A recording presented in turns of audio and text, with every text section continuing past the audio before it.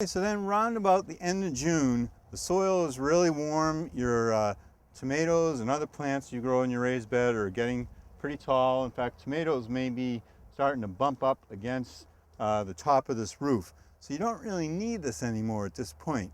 So take it right off. So now what we're going to do is we're going to add a trellis to the north side of the bed, and we'll have, of course, planted our tomato plants along the north side so they don't shade what's in front of it. And we can train them to grow up for vertical growing to even utilize the space better in our raised bed. So this is 6x6 netting that you can get from any garden catalog, and it works really well. So here's your trellis system all ready to go. I've had it rolled up for the season to save storage space.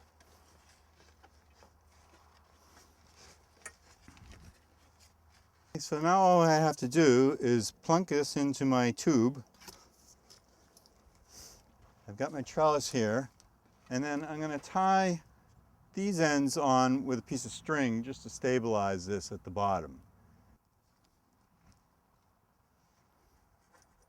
So tied it off, it gives it some good stability, and as I said, you can plant your tomato plants. Cucumbers also do really well trellising, and you can train them to grow up this trellis. Again, this is the north side, so it's not going to shade what's in front of it, and you can have your lower growing plants in the front. Another alternative to doing the hoops and everything that'd be much easier is using some heavy gauge wire, and you just poke those into the soil.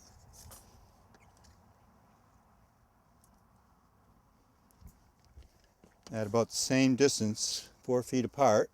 So you can use the plastic on this, or another alternative is to use this spun woven cloth called Rime. It comes by other brand names, and this you don't have to worry about the ventilation, and it will give you some warming and greenhouse effect.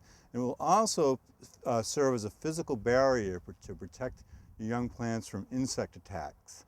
You just have to remember, if you have plants like cucumbers that are in flower, you have to remove this so that the bees can get in there and pollinate. Okay, so now we've got essentially the same thing. Again, it gives you a little bit of a greenhouse effect. You'll get 3 or 4 degrees warmer in there during the day. It'll also give you some nighttime frost protection, and the plants will really respond to this and come earlier. Because raised beds do drain really well, they tend to dry out faster, so having either soaker hoses or a drip irrigation system in place will really help you to keep those plants moist and growing well.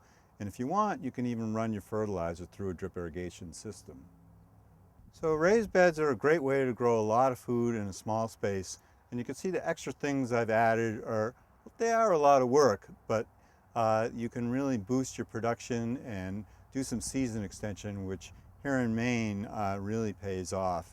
And you can have a great gardening system, and these materials will last you for many years to come.